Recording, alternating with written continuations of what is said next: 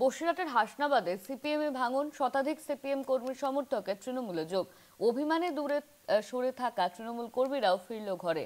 নবনিযুক্ত ব্লক সভাপতি আনন্দ সরকারের নেতৃত্বে যোগদান।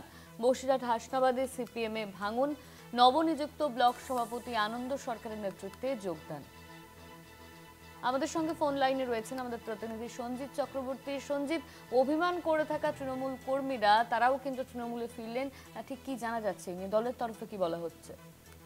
দেখো, উত্তর চব্বিশ পরগনা হাসনাবাদ 1 নম্বর ব্লকের যে নবনির্বাচিত সভাপতি হয়েছে ব্লক সভাপতি আনন্দ সরকার, ইতিমধ্যে সভাপতি হওয়ার পরে কিন্তু তিনি জনসংযোগ যাত্রা বাড়িয়ে দিয়েছেন। যেমন পুরনো কর্মীদের সঙ্গে কথা বলছেন যারা অভিমানে এতে ছিলেন, তারা বিশেষ করে প্রবীণ কর্মীরা তারা কিন্তু তাদের বাড়ি বাড়ি যাচ্ছেন, গিয়ে তাদেরকে একদিকে সংবর্ধনা দিচ্ছেন, অন্যদিকে দলের যে তাদের যে দরকার আছে, দলের সংগঠনে তাদের ভূমিকা আছে সেটাও তারা বুঝছেন।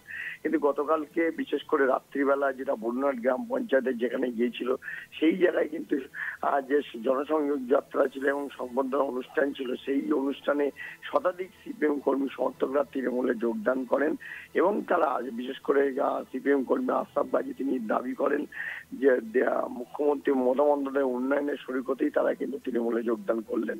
ইতিমধ্যে আনন্দ সরকার তিনি বললেন যে বিশেষ করে বহু পুরনো কর্মী রয়েছেন, তারা অভিমানে রয়েছেন, তাদের মধ্যে অনেক অভিমান জড়ো হয়ে রয়েছে, তাদের বাড়ি বাড়ি যাচ্ছে এবং তারা দলের কিন্তু মূল ভিত্তি এবং দলের মূল সংগঠনের মূল মাথা, তাদেরকে সামনের সারিতে আনাই আমাদের মূল লক্ষ্য।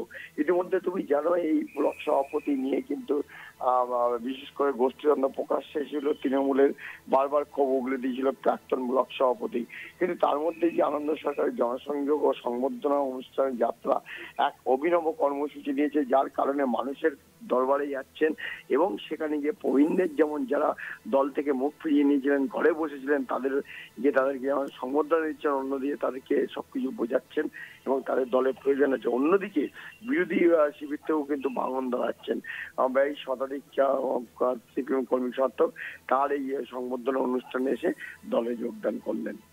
অনন্যা, ধন্যবাদ তোমায়। আমাদের সঙ্গে ফোন লাইনে ছিলেন আমাদের প্রতিনিধি সঞ্জিত চক্রবর্তী।